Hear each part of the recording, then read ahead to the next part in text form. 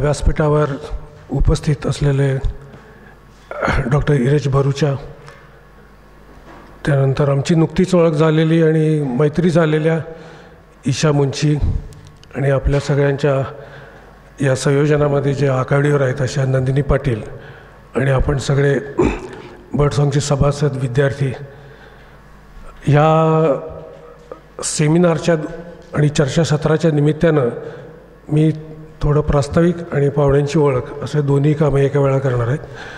तर भरूचा सर आपल्याला सगळ्यांना माहिती आहे की पर्यावरण विभागाचे हेड ऑफ द डिपार्टमेंट भारती विद्यापीठाचे आहेत.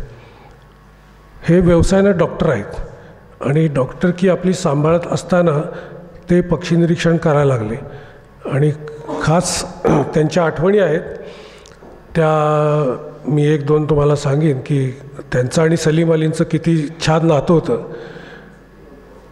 आणि हा जो पक्ष्यांचा आवाज आहे याविषयी त्यांना बोलवायचं काय कारण आहे हे पण मी तुम्हाला सांगतो की 1983 सालची गोष्ट आहे, 83 किंवा 86 सालची. पन्हाळ्याला पक्षीमित्र संमेलन भरलं तर 10-15 लोक जे आज उद्या 200 जमतील. तर त्यावेळेला भरूचच्या सर हे आले ते कोल्हापुरामध्ये आणि कोल्हापुरामध्ये त्यावेळेलासुद्धा फोटो काढणारे काही लोक होते, त्यापैकी होते. पण गंमत सांगतो, त्यांना एक पन्हाळ रंकाळ्या तळ्यावर एक पक्ष्यांचा थवा दिसला आणि त्यांच्याबरोबर जे स्थानिक बर्ड वॉचर होते ते की म्हणले, ते सर म्हणले की मला त्यांचा फोटो काढायचा आहे. तर मला काहीतरी वेगळं दिसतंय. तर बाकीचे लोक म्हणले ते नाही, ब्लॅकविंग स्टीलचा तळा आहे. तर ते म्हणले उडताना काहीतरी वेगळं वाटतंय. पण मग गडबड होते म्हणून ते तसेच गेले आणि मग परत आल्यानंतर पुन्हा तिथं गेले आणि त्यांनी फोटो काढला. फोटो काढल्यानंतर तो पक्षी त्यांनी ओळखला, पण पुस्तकातल्या वर्णनाशी मॅच होत नव्हती म्हणून त्यांनी सलीम अलींना लिहिलं की असं असं झालं आहे म्हणून. मग सलीम अली ये म्हटले भेटायला. मग ते गेले स्लाईड्स घेऊन. मग त्यांनी स्लाईड्स ठेवल्या. मग सलीम अलीने ते त्यांच्या व्ह्यू फाइंडरमध्ये घातलं आणि बघितलं. तर म्हणले तुला काय वाटतं आहे? मग डॉक्टर म्हणाले की हा क्रॅप फ्लोअर आहे. मग म्हणले बरोबर आहे. मग तुझं जर बरोबर आहे तर तू इतक्या लांब का आलास मला दाखवायला? तर डॉक्टर बरूचा त्यांना म्हणाले की तुमच्या पुस्तकात हा समुद्रकिनाऱ्यावर आहे आणि not from south to Bombay, या दोन्हीशी मेळ खात नाही म्हणून ते झालं. मग सलीम अलीने त्यांना कागद पेन दिलं. BNHSच्या जर्नलसाठी इथल्या इथं बसून नोटली. म्हणजे पक्षी बघणं, त्याच्याबद्दल विचार करणं, त्याच्याबद्दल पुढं लिहिणं, या सगळ्या गोष्टी फार वेगळ्या आहेत. म्हणजे पक्षी आपण बघतो सगळेच जणं, पण कसे बघतो हे आपण ह्यातनं शिकू शकतो. दुसरी त्यांची आठवण अशी आहे ती म्हणजे साऊंड रेकॉर्डिंगची आठवण आहे त्यांची. आपल्याला बऱ्याच जणांना माहीत नाही, मलाही माहीत नव्हतं की ब्रदर नवेरा म्हणून एक शिक्षक होते. आत्ता जे सेंट झेवियर्स स्कूल आहे मुंबईचे, तिथे ते शिक्षक होते आणि त्यावेळेला ते मोठा टेप रेकॉर्डर आणि पॅराबॉलिक डिश वापरून रेकॉर्डिंग करायचे. मग ते पुण्यात आले की ते रेकॉर्डिंग करताना त्यांची तो मोठा रेकॉर्डर धरायचा किंवा डिश धरायची, हे सर काम करायचे त्यांच्याबरोबर शाळेत असताना. मग त्यांच्याबरोबर फिरायचे ते सगळं घेऊन आणि मग त्यातनं त्यांना गोडी निर्माण झाली.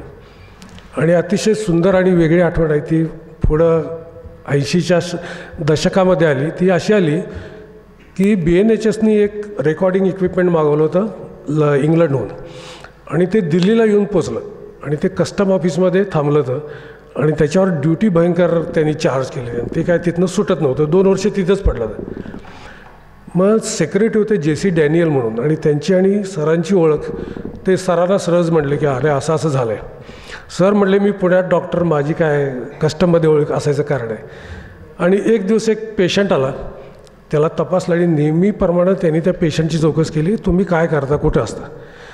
तर ते म्हणाले मी पुण्याचंच आहे पण दिल्लीच्या कस्टम ऑफिसमध्ये मी ऑफिसर आहे. म्हणल्यावर मग त्यांनी हा प्रश्न सांगितला. त्याच फोनवर, आता त्यावेळेला फोन लावून द्यायचा असायचा, आत्तासारखं ती डायल फिरवली आला नाही. मग कस्टम ऑफिसला फोन लावला आणि 10 दिवसात ते इक्विपमेंट BNHSला येऊन विदाऊट ड्युटी पडलं. इथपर्यंत झाल्यानंतर ज्या माणसासाठी मागवलं होतं तो माणूस BNHSचा सायंटिस्ट सोडून गेला होता. मग डॅनियल म्हणाले तुम्हीच वापरा. सर म्हटले मला यातलं काही येत नाही, पण त्यांनी वापरलं. मग BNHSच्या कलेक्शनमधल्या ब्रँड नावाच्या एका ग्रस्तांनी हिमालयातल्या पक्ष्यांचे आवाज रेकॉर्ड केले ते. त्यानंतर नवेरांचं रेकॉर्डिंग होतं. असं सगळं मिळून दिवस रात्र बसून त्यांनी कंपाईल करून मला वाटते 90च्या सुमारास 2 कॅसेटचा संच केला की जो भारतातला पहिला संच आहे की इंडियन बर्ड्स कॉल्स म्हणून. तो माझ्याकडे आहे अजूनही. आणि हे सगळं माझ्यावर त्या सगळ्या गोष्टींचे हळूहळू परिणाम होत होते. आणि मग मी हा विषय त्यांना बोललो. मी त्यांच्या घरी गेली, मी त्यांची मुलाखत घेतली, त्यावेळी मला सगळं समजलं आणि मग ते आपल्याला निमंत्रणाला दिलेत. आणि कॉन्झर्वेशन आपण सगळेच बघतो, पण कॉन्झर्वेशन कसं करायचं की हे समजा हॉल आहे आणि ह्याच्यात आपल्याला प्राणी पक्षी आले पाहिजे तर इथं काय करायला पाहिजे त्यातले हे तज्ज्ञ आहेत.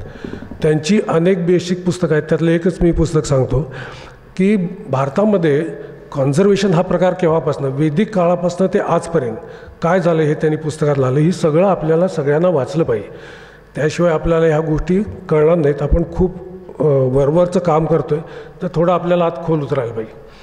त्यानंतरचे दुसरे जे आपले आज मान्यवर आहेत ते ईशा मुंशी, या मूळच्या अहमदाबादसारख्या मोठ्या शहरात वाढलेल्या, पण लहान शाळे जीवनापासून पक्षी निरीक्षण करतात. पण जशी आपल्या सगळ्यांचीच वाट चुकलेली असते तशा त्या आर्किटेक्ट झाल्या.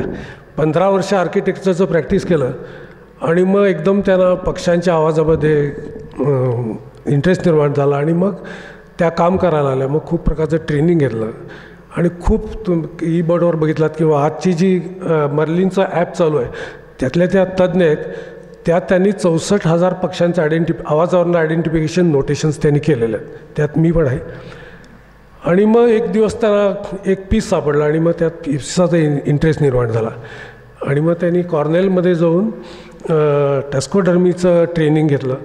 आणि आज जे जखमी पक्षी उपचाराला येतात मग त्यातले काही मरतात, मग त्या मेलेल्या पिसांचं ॲनालिसिस, त्यांच्या मसलचे सॅम्पल, त्याचं DNA, असं सगळं करत करत आज NCBS म्हणून जी संस्था आहे त्याच्यामध्ये त्या क्युरेटर म्हणून काम करतात. म्हणजे हा जो प्रवास आहे तो माणूस जर आपण वेगवेगळ्या दिशेनं विचार करत गेलो तर खूप वेगवेगळं आपण काहीतरी करू शकतो. आणि त्यांची फिदर लायब्ररी म्हणून जी साईट आहे ते तुम्ही बघू शकता. आणि ते अशा मेलेल्या, पूर्वी ते जाळून टाकले जायचे किंवा पुरून टाकले जायचे, त्यातले काही सॅम्पल फेदर्स घेऊन फोटो काढून ते पुन्हा परत देऊन टाकतात. फोटोज काढलेले असतात.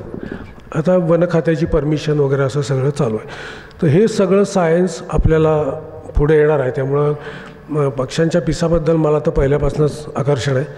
तर असे 2 मान्यवर आपल्या विनंतीला देऊन इथं आलेले आहेत. आणि हे जे आपलं व्होकलायझेशन आहे त्याचा प्रवास सगळ्यांच्यापर्यंत पोचावा असं आमची इच्छा आहे. आणि दर 2 वर्षांनी, काल आमचं चर्चा आली की पुढच्या 2 वर्षांनी कदाचित आम्ही गुजरातमध्ये घेऊ आणि हे दर 2 वर्षांनी देशभर आम्ही करू असं आम्हाला वाटतं आहे.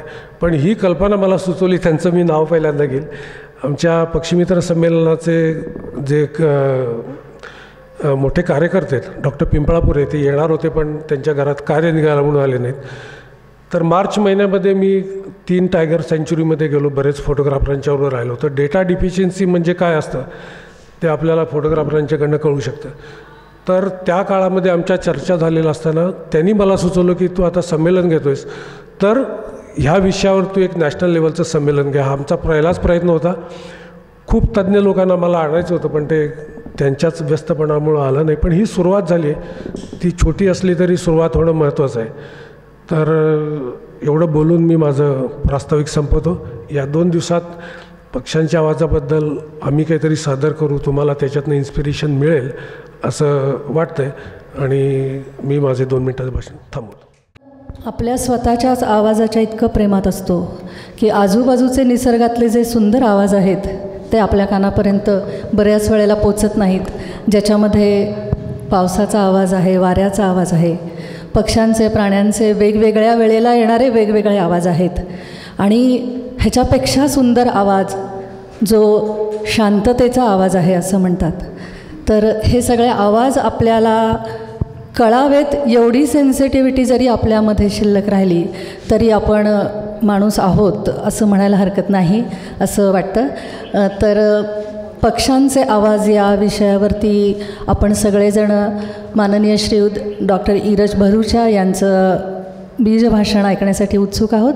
मी त्यांना विनंती करते की त्यांनी या विषयावरचं त्यांचं तज्ज्ञ मार्गदर्शन आपल्याला करावं. आज खूपच आनंद होतो Sharad. For me this is a very special you have achieved which was sort of unfulfilled dream for me. Okay. So I thought I must tell you that in the beginning. Okay. मी काय लांब भाषण देणार नाही आहे, परंतु हा एक फक्त टेक्नॉलॉजी नाही आहे. आपल्याला सगळं वाटतं की नाव it has become a very highly technological activity which is a very strong science. But don't forget that bird songs are beautiful. It is one of the most exciting things to listen to a bird when it is just before breeding season, and you find that it enlivens your life. And I think that is the thing that especially our young people need to remember. When I first started doing this, everybody thought Parsis are usually quite... And in the BNHS also, in the committee, they would say, God knows what he's doing. Because it took me so much time to unearth what was there. So it was not just my bird calls, but it was 3 other people's, and you mentioned Brother Navarro. Brother Navarro was a character. And he used to have a German Uher tape recorder. Motta spools hota. It was a very heavy thing, so it was very difficult to carry it around. So he could not carry this plus the parabolic mirror. So he would take me along carrying that big dabba. And there were many times where I had a fall to try to protect that dabba from breaking down. Also, we found that there were other people who had done some call recording. There was a person called Bertrand who you managed to follow up on. He recorded for a PhD thesis from either Oxford or Cambridge, I think, which was on Hilmaina and so on and so forth. And those calls also were lying there. So everything had been there for several years, but कधी कुणी वापरच केलं नाही त्याचा. ते पडलं आहे, ते BNHSमध्ये पडलं आहे, का झेवियर स्कूलमध्ये पडलं होतं. बरेचसे ब्रदरचे कॉल्स जे होते ते महाराजा बांसदाला माहिती होतं की ते, कारण ते आमच्या त्यांच्या घरातून करायचे. So those calls were also lying there. And so putting those things together for me was extremely difficult. And I would start doing that at 10:30, 11 o'clock and go on till 2 or 3 o'clock in the morning. And everybody would complain, ke chu chu chu chu chu kaya hote. So these were the things that actually were struggles that were there in the early part. And of course you mentioned the sonic cassette recorder that came for BNHS. And so many of the things happened by chance. I mean, I was not that interested in doing this, but it just happened to fall on my lap and nobody else wanted to do something. And I must say, J.C. Daniel was the person who said, hey, ta karala's pahiye. Because he had been abroad, so he knew the value of this as a science. Today, it sometimes worries me that what I started off can be very badly misused. And that misuse can be a very dangerous thing. There are many things in science that we unfortunately still don't know about. And so we need to use what is known as the precautionary principle, where we can say from our own gut feel. So can you say, for an example, we did not know that diclofenac, one drug that we surgeons and doctors use, can kill 99% of vultures in a few years in our country. We didn't know this. And we did not use a precautionary principle against new drugs when we shifted from humans to veterinary science. Mahitis navhata apnala. So there are many things like that which can go wrong. And one of the things that always I fear is the misuse of calls to bring birds towards you for photography or for just observation.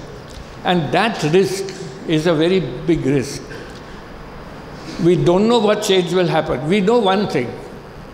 We know from other sciences that if you change one behavioral aspect of a species, many other species will respond by changes in behavior. So, हे जर होणार असेल की आपण calls केले आणि bird आलं आणि गेलं, it is not that. The footprint of that could be very large. So we need to say that how do we prevent this misuse of a very good science and a very important science? We don't know still, Sharad, what will happen with this. So this is something that we need to teach our young bird watchers, that don't use it for just taking a picture. It's something which is there as a scientific assessment. There's also the fact that we need to understand more about bird behavior. But if we are going to do a disturbance factor like this, then that bird behavior is going to alter, changing that whole ecosystem. And so these are things that I just would want to warn people about, that it's a wonderful science. It can bring about a whole lot of understanding of bird behavior. And not only bird behavior, it's very important for us to understand habitats now. And sometimes you don't visualize the bird, but by knowing its call, you are able to say how it is fitting into that web of life. Perhaps this is the most important thing of what we need to do. How is it fitting into the rest of that ecosystem? What is it that puts the barriers from one ecosystem into another? And since we can't visualize, especially forest birds in the canopy, how are we going to use this science to be able to get to understand the ecosystem better? So it's a very small talk with one little warning and one little pleasurable thing. And that pleasurable thing is that I've enjoyed doing this for many years of my life. Thank you very much. त्यांच्याच भाषणातनं एक छोटीशी आठवण अपेक्षित होती, ती मी repeat करतो. आपण जेव्हा फोटो काढतो त्यावेळेला जनरली क्लोज काढतो, बाकीचं फारसं येत नाही. पण काही फोटोग्राफ हॅबिटॅट पण घेतात. त्याचं जसं महत्त्व आहे तसं आवाज रेकॉर्ड करताना आपल्याला पाहिजे अगर न पाहिजे तो बॅकग्राऊंड नॉईज येतो आणि तो इतका महत्त्वाचा आहे असं आज आम्हाला ॲनोटेट करताना लक्षात आलं की कॉर्नेल लॅब म्हणते की तुमच्या साऊंड ट्रॅकमधला बॅकग्राऊंडमध्ये पक्ष्याचा आवाज नसलेला पोर्शनसुद्धा ॲनोटेट करा, किमान 1 सेकंदाचा. तर हा काय प्रकार आहे तर मला कळत नव्हतं. पण ज्यावेळेस सरांशी बोललो तर ते जेव्हा नवेरांचं एडिटिंग करत होते आवाजाचं, म्हणजे जो काही त्यांनी 50च्या दशकात केला, तर त्यावेळेला म्हणतात की लोणावळ्यामध्ये त्यावेळेला भेकराचा आवाज बॅकग्राऊंडला येत होता, पक्षाच्या बॅकग्राऊंडला, आणि आपलं जायंट स्क्विरल किंवा शेकरूचा आवाज येत होता. 30 वर्षानं मी ते जेव्हा रेकॉर्ड करायला गेलो त्यात क्वचित ग्रे जंगल फौलचा क्वचित आवाज येत होता. आणि आज जर आपण त्या स्पॉटला उभारलो तर नुसती घरघर ऐकू येते, वाहनांची, ट्रकची, ट्रॅफिकची घरघर ऐकू येते. हा जो बदल आहे तो बदल तिथं डॉक्युमेंट झालेला असतो. म्हणजे आज मी माझ्या गल्लीमध्ये जेव्हा मी रेकॉर्डर लावतो त्यावेळेला कोणती वाहनं जातात ते 100 वर्षांनी माणसं सांगतील हे पेट्रोलची स्कूटर आहे किंवा अमुक आहे, किंवा 100 नाही 200 वर्षांनी जातील. किंवा टी व्हीवरचं काय ऐकू आलं तर 200 वर्षांनी म्हटलं की यावेळी लोक ही सिरियल बघत होते. इतकं त्या सगळ्याला महत्त्व आहे. त्यामुळं बॅकग्राऊंड टाळायची नाही आहे, ती काय आहे ती येऊ दे. त्याचं आपण एडिट करताना प्रेझेंटेबल वेगळं करायचं, पण बेसिक हे मला पूर्वी कळायचं नाही. पण जसं इंटरनेट आलं त्यावेळेला कळायला लागलं की त्यांनी सांगितलं की जे तुमच्याकडे बेसिक आहे ते तुम्ही तसंच ठेवायचं. आणि सुदैवानं माझं बरेचसं कलेक्शन कॅसेटमध्ये होतं आणि ते काय मला एडिट करता येत नव्हतं, त्यामुळे ते तसंच आहे. आणि ही मजा मात्र नंतर लक्षात येते. तर ते खूप त्याच्यामध्ये आहे, हे सांगतो मी आणि थांबतो. इतका साधा स्वभाव, कारण आम्ही इतकं घाबरलो होतो. डॉक्टर एरिक भरूचा सर येणार आहेत असे, पण अक्षरशः की मला माझ्या वडिलांची आठवण त्यांच्याकडे बघून झालेली आहे. आणखी इतकं त्यांचं नम्र वागणं आहे, ते एवढे सिनियर आहेत आपल्यामध्ये, तरीसुद्धा त्यांचा स्वभाव, त्यांचं वागणं इतकं म्हणजे भावण्यासारखं आहे मनाला. आणखी मी सरांचं आमच्या बर्ड सॉन्ग क्लबच्या वतीनं आणखी शांतिनिकेतन संस्थेच्या वतीनं हार्दिक आभार मानते. आणखी तसेच फेदर लायब्ररीच्या संचालिका ईशा मुंशी मॅम ह्यांचंही मी आभार मानते औपचारिक, कारण आभाराच्या कार्यक्रमात आपण फार वेळ घालवणार नाहोत. त्यांचं जे काही आपल्याला ऐकायचं आहे ते सादरीकरण आपण ऐकणार आहोत.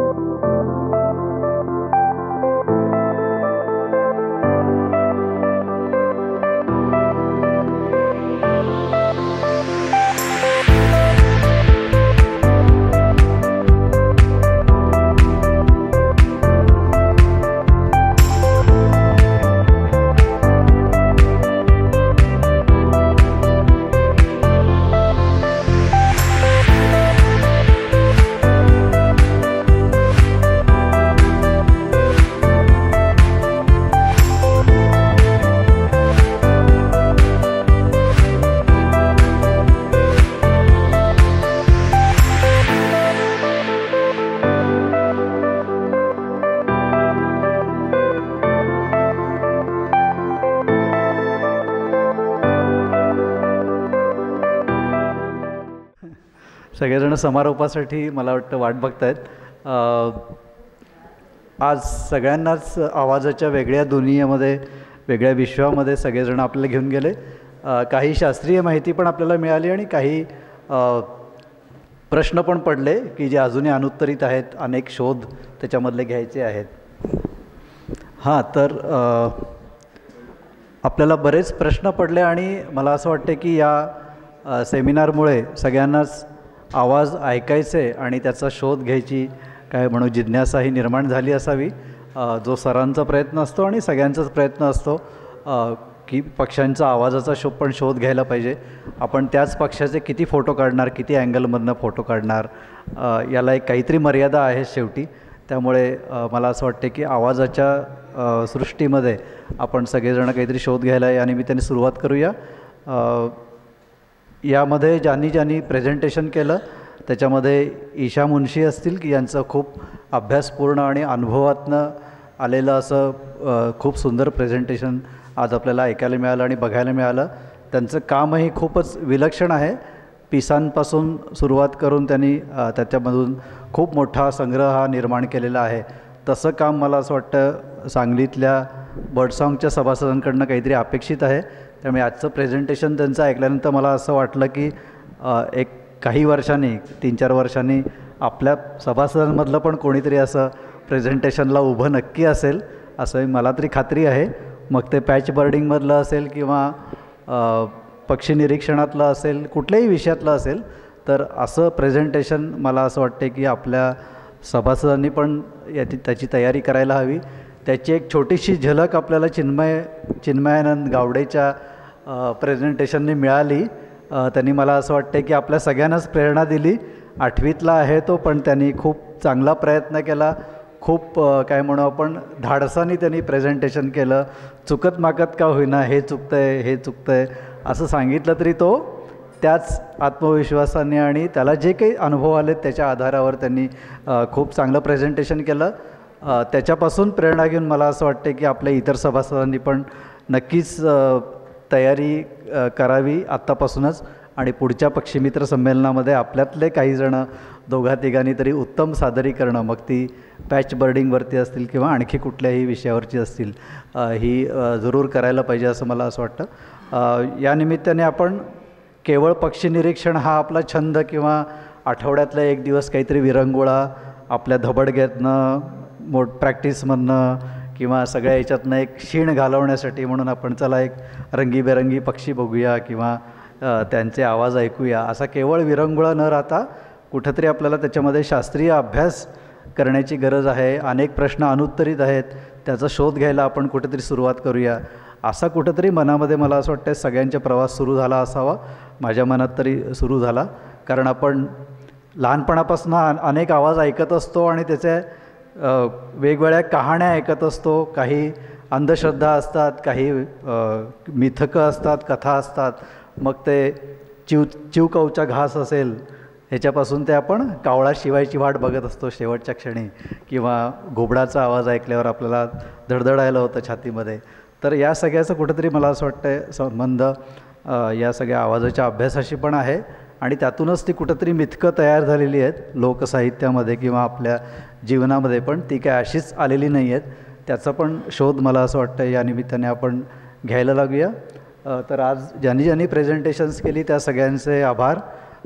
भरूचा सर अजूनही पण आपल्यामध्ये आहे, तिथं ऐकतायच, प्रत्येक शब्द साठवत आहेत कानामध्ये आपल्यासोबत. त्यामुळे ते इथं थांबलेत, त्याचा एक आपल्याला सगळ्यांनाच एक मोठा आधार पण वाटतो आहे आणि एक प्रेरणा पण आपल्याला मिळते की 82-83 वर्षाचे भरूचा सर पण तेवढ्याच जिज्ञासेने आणि कान देऊन सगळं ऐकतायत आणि नवीन ज्ञान मिळवण्याचा प्रयत्न करत आहेत. ही एक मला असं वाटतं मोठी गोष्ट आहे. तर या सगळ्यांचे मी आभार मानतो आणि या संमेलनाचा किंवा ह्या सेमिनारचा समारोप झाला असं मी जाहीर करतो.